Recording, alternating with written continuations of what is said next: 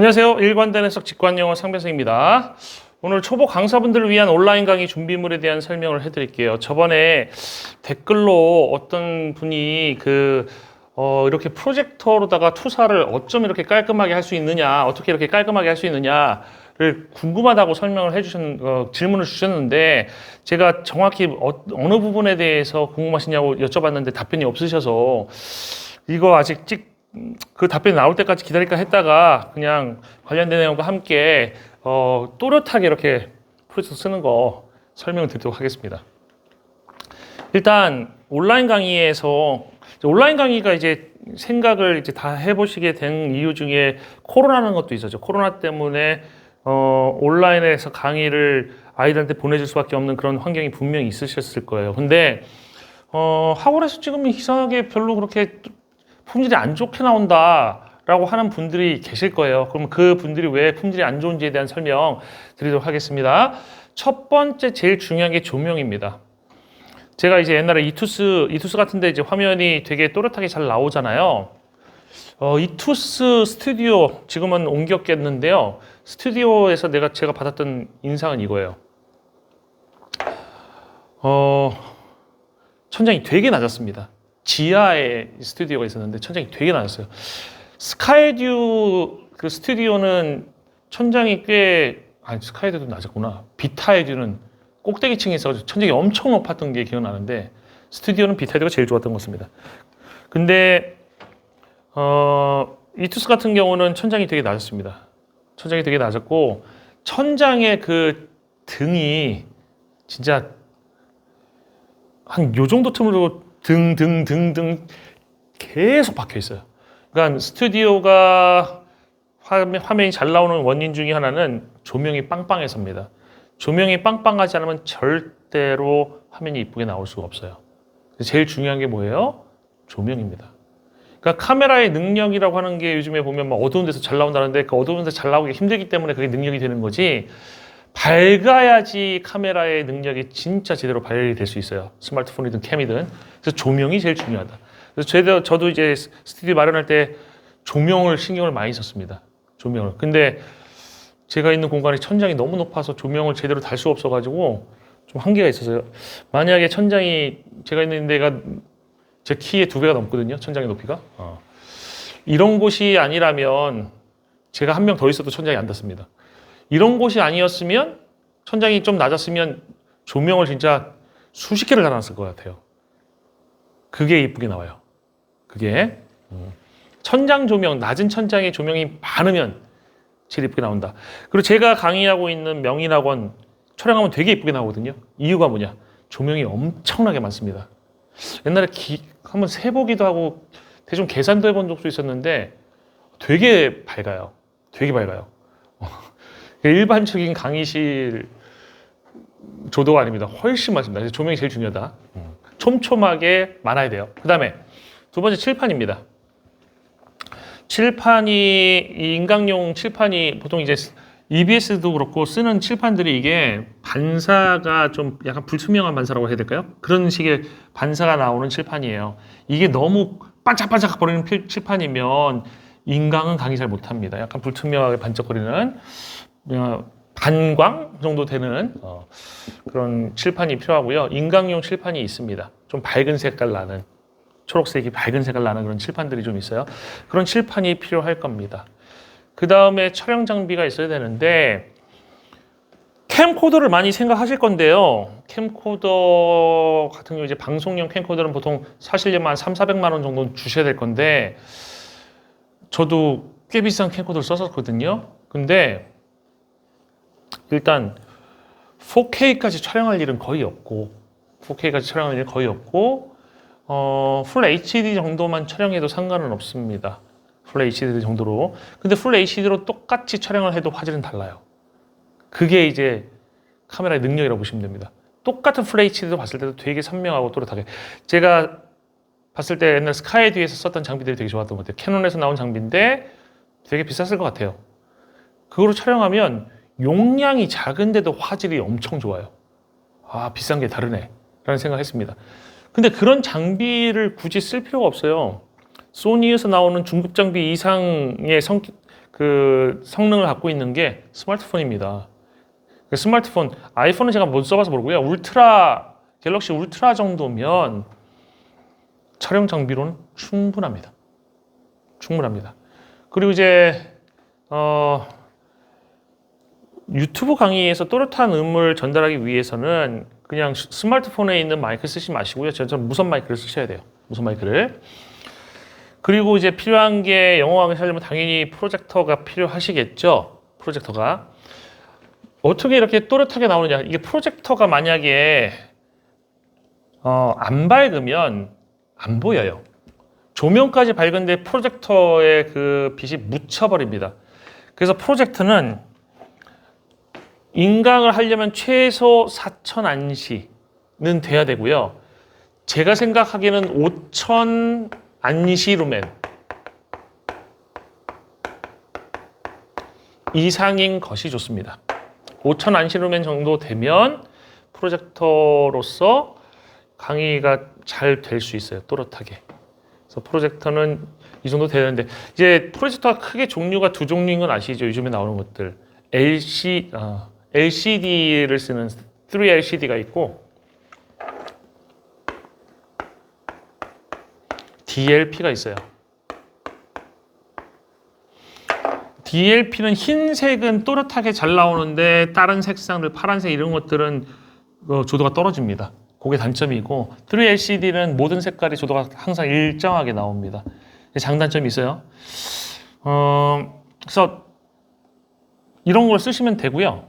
이거 쓰시면 되고 근데 램프 또 두 가지 나누면 램프 쓰는 게 있고 일반 램프 수은등 쓰는 게 있고 그리고 레이저 쓰는 게 있습니다. 레이저 다이오드에서 나오는 빛을 쓰는 게 있는데 이게 좋아요. 얘는 켜지는데 오래 걸리고 꺼지는데 오래 걸리고 수명도 짧고 얘는 바로 켜지고 바로 꺼지고 수명도 길게 가고 또 또렷하고 선명합니다. 그래서 이게 좋습니다. 이 좀 성능이 떨어지고 램프만 밝은 애들 가끔 있는데요. 이제 그러면 선명하게 지금 얘를 보면 얘는 한 지금 6500안시 정도 될 거예요. 근데 그 선생님이 말씀하셨던 어떻게 이렇게 선명하게 나오냐는 얘기는 그건 것 같아요. 보통 프로젝터를 쓰게 되면 밝게 하면 막 흰색이 여기까지 흰색이 나오거든요. 글자 말고 여기까지. 근데 제가 하고 있는 거 보면 여기 흰색이 안 나오잖아요. 이거는 명암비예요. 명암비가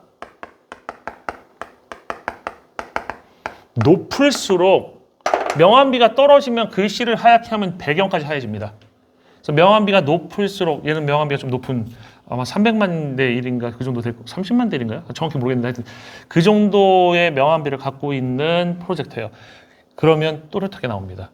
그리고 이 그 점 하나하나의 크기가 작아질수록 당연히 또렷해지잖아요. 그러려면 풀 HD 정도는 돼야 돼요. 4K까지 필요 없습니다. 풀 HD 정도 되면 되고 풀 HD가 안 되면 점이 좀 성글기 때문에 크기 때문에 약간 각진 것까지 보일 수도 있어요. 그래서 글씨를 투사했을 때 또렷하게 잘 나오게 하는 건 오로지 프로젝터의 능력입니다. 딴 건 다 필요 없어요. 프로젝터만 좋으면 돼요. 비싼 거 쓰시면 됩니다. 그러니까 비싼 거 쓰셔야 돼요. 프로젝터는 비싼 거 쓰셔야지 얘도 높고 얘도 높고 얘가 될 수 있어요. 그게 핵심입니다. 싼 거로 또렷하게 선명하게 예쁘게 나오게 하는 방법은 없어요. 그래서 프로젝터는 비싼 게 좋다라고 생각하시면 됩니다. 보통 제가 옛날에 큰 업체에서 했을 때 비타이즈는 장비가 별로 안 좋았고요. 그 당시 경제 상황이 안 좋았기 때문에 메가스터디 러셀에서 쓴 프로젝터 꽤 좋았습니다. 소니 거를 썼었어요. 소니 거. 꽤 큰 거 썼었고 스카이에듀에서도 소니 거 썼습니다. 소니 레이저 프로젝터. 한 5,000원 모르겠습니다. 5,000원씩 된지 그 이상의 것인지 모르겠는데 제일 좋았어요. 써본 것 중에. 그런 것들 쓰시면 아주 선명하게 예쁘게 그 텍스트 띄워놓고 수업을 하실 수 있습니다. 이거 말고도 그 학원들 단과 학원에서 쓰고 있는 장비들 중에도 괜찮은 게 있는데 조금만 지나도 뭐 문제 생기거나 그러더라고요. 프로젝터가요 제가 써보니까 좋은 프로젝터 중에 작은 건 없어요. 프로젝터 능력이 뛰어나면 다 막 등치가 막 장난 아니게 커집니다. 그러니까 소니 프로젝터는 10kg 정도 되고요. 11kg 정도 되고 제가 쓰고 있는 건 18kg 정도 될 겁니다. 무거워 죽는 줄 알았습니다. 이거 설치하다가. 그래서 프로젝터는 비쌀수록 좋고 무거울수록 좋습니다. 그런 거 쓰시면 또렷하게 나옵니다. 근데 이제 프로젝터 쓰실 때 이제 단초점이라는 게 있고 일반 초점이 있고 초단 초점이 있는데 저는 초단 초점 써요. 그러니까 프로젝터가 어디 있냐면 제 손을 뻗으면 닿는 곳에 있어요. 닿습니다. 여기 있어요. 프로젝터가. 초단 초점이에요. 초단 초점 가까이서 큰 화면이 나온다는 건데 얘가 안 좋아요. 써보니까. 제가 옛날에 스카이드 썼었던 거는 단초점 정도 되는데 한 2m, 3m 정도 앞에 놓고 씁니다. 2m, 3m, 한 2m 정도 놓고 쓴 것 같아요. 그게 제일 괜찮아요. 그게 선명하게 나옵니다. 왜 그러냐면 초단 초점은 아무래도 밑에서 쏴요. 그 밑에서 쏘면 이게 칠판이 있고 초단 초점은 여기서 쏘는 거거든요. 밑에서 쏘게 되면 빛이 이렇게 나가잖아요. 그럼 빛이 이렇게 나가면 튕겨서 이렇게 나갈 거 아니에요. 그럼 이쪽에서 봐서 뚜렷하거든요. 그러니까 카메라가 여기서 촬영을 한다고 생각해보세요. 카메라가 여기서 촬영한다. 카메라로 촬영을 해요. 그럼 카메라에 글자가 또렷하려면 사실 카메라 바로 밑에 있어서 같이 쏘고 받으면 가장 또렷하게 보일 거예요. 근데 이 초단 초점 같은 경우는 여기에서 또렷하게 보이는 거는 여기를 쏘는 겁니다. 아랫부분 쏘면 또렷하게 들어갈 거예요. 이렇게. 그래서 제 그 프로젝터에서 보시면 여기보다 이쪽이 만약에 글자가 있으면 또렷하게 나올 겁니다. 아주 진하게. 그 프로젝터의 능력을 제대로 활용할 수 있다라는 얘기입니다. 근데 아까도 말씀드린 것처럼 다른 업체들은 보통 한 요 정도 놓고 쓰는 프로젝터를 쓴다고 생각하시면 돼요. 요 정도 위치에서 쏘거든요. 그러면 글씨가 꽤 선명하게 잘 나와요. 천장에다 놔도 여기다 놓고 이렇게 쏘고 꽤 선명하게 나와서 제 생각에는 단초점 한 2m 정도에 놓고 쓸 수 있는 프로젝터가 제일 좋습니다. 강의 인강 촬영용으로. 장초점은 놓고 쓰기가 너무 힘드실 거예요. 장초점은. 그래서 단초점을 쓰시는 게 좋고 초단초점은 써보니까 안시가 높아도 생각보다 또렷하게 안 나온다. 그러니까 제가 스카이디에서 썼던 단초점이 지금 쓰고 있는 초단초점보다 안시 루멘이 아마 높지도 않을 텐데 그게 더 또렷하게 나오는 걸 보면 지금 눈으로 봤을 때는 지금 쓰고 있는 게 되게 밝거든요. 제 눈에는. 어차피 옆에서 봤을 때는 묻어있는 그 빛의 입자라고 해야 되나요? 반사되는 빛의 입자가 비슷하거든요. 어디다 놓든. 근데 카메라에 들어가는 빛에는 달라요. 그래서 단초점 쓰셔라. 단초점 쓰시고 카메라 살짝 아래 정도에 놓고 쓰시면 또렷하게 스튜디오 그 업체라든지 아니면 그 뭐 EBS 촬영하는 것처럼 그런 결과 효과를 얻으실 수 있을 거란 생각이 듭니다. 명암비 중요합니다. 명암비 때문에 선명하게 나오는 거지 뭐 제가 이거를 선명하게 나오게 하는 방법이 있지는 않습니다. 그리고 좀 부가적인 말씀 드리면 그 PPT 만드실 때 배경은 무조건 까만색으로 만드셔야 됩니다. 배경은 까맣게 만드시고 글씨는 흰색하고 노란색 주로 쓰시면 돼요. DLP는 흰색, 노란색 벗어나면은 그다음부터 표현이 잘 안 됩니다. 3LCD는 흰색, 노란색, 파란색 뭐 다 어차피 잘 나오니까 아무 색깔을 쓰셔도 돼요. 그래서 프로젝트에 맞게 PPT도 준비하셔야 되고 그리고 글씨 크기는 제가 배우기는 옛날에 인강할 때 32포인트에서 36포인트 사이로다가 하는 게 좋다라고 얘기를 하는데 보통 인강 해설 강의 보면 한 20포인트 막 이 정도까지도 내려서 촬영하시는 분들이 보이는데요. 한 화면에 띄워놓고 할 때는 좋긴 하죠. 한 지문이 들어가니까. 근데 보는 사람의 입장에서 눈이 너무 피곤할 수 있어서 그 인강 교육에서 받았던 32포인트에서 36포인트 정도로 제작해서 PPT를 활용하는 것이 가장 좋아 보입니다. 가장 좋아 보여요. 네. 그래서 프로젝터까지 했고, 네. 인강을 연습할 수 있는 게 너무 좋아요. 스마트폰도 있고, 프로젝터도 많이 대중화됐고. 그래서 스님들이 인강을 많이 연습을 하시면 좋을 것 같습니다. 혼자 찍는 것도 해보셔야 돼요. 강의를 찍는 거는 괜찮은데 혼자 찍으면 쑥스러워. 혼자 찍으면 막 정신병자 같아. 어떻게 혼자 얘기를 해. 이런 연습하시면 돼요. 연습하시면 되고 나중에는 현강 촬영하는 거나 뭐 스튜디오 촬영하는 거나 큰 차이점도 못 느낍니다. 학생이 있는 것처럼 생각하고서 찍으시면 되고요. 현강 촬영이 편하시다고 하는 분들 보면 대부분 현강 촬영할 때 학생들만 보거든요. 근데 제가 인강교육 받을 때 제일 그 중요하게 배웠던 것 중에 하나가 뭐냐면 현강 촬영에서 애들만 보고 촬영하면 인강 배우는 학생들이 소외감을 느낀다. 왜냐하면 선생님이 눈길을 안 주는 거잖아요. 눈길을. 그래서 학생들만 보지 말고 카메라 한 번씩 봐라 라는 얘기를 인강교육 때 배웠거든요. 그것처럼 스튜디오 강의는 어차피 볼 게 카메라밖에 없으니까 카메라 보고 하는 것도 연습하시면 현강에도 더 촬영할 때도 더 도움되실 수 있습니다. 연습 많이 하시면 좋아요. 이거 연습하시면서 이렇게 진짜 완벽하게 하나를 뭔가를 만들어서 그거를 가지고 유튜브에도 올리시고 그다음에 요즘에 보면은 그 강사 선발할 때 대부분 막 유튜브 링크 같은 걸 걸라고 하니까 그 링크 걸어주시면 되잖아요. 촬영해가지고 파일로 보내는 건 힘들어요. 그냥 유튜브 걸어주시면 돼요. 유튜브 걸어주시고 지원을 하시면 되니까 연습을 하시면 좋을 것 같습니다. 뭐 나는 그냥 뭐 동네 학원에서 조용히 강의하는 강사라서 이런 거 필요 없다고 생각하실 수도 있는데 코로나를 경험해 보신 그 경험한 학생들이 인강을 그냥 달라는 학생들도 많고요. 복습용으로. 왜냐면 한 번 그렇게 경험했잖아요. 사람들은 한 번 경험하고 좋으면 계속 원하거든요. 그래서 인강을 원하는 학생들도 있고 결석하게 되면 예를 들어서 옛날 같으면 결석하면 너 손해야 아파도 와 이랬지만 요즘에는 어차피 촬영하니까 결석하면 집에서 보렴. 이 가능하잖아요.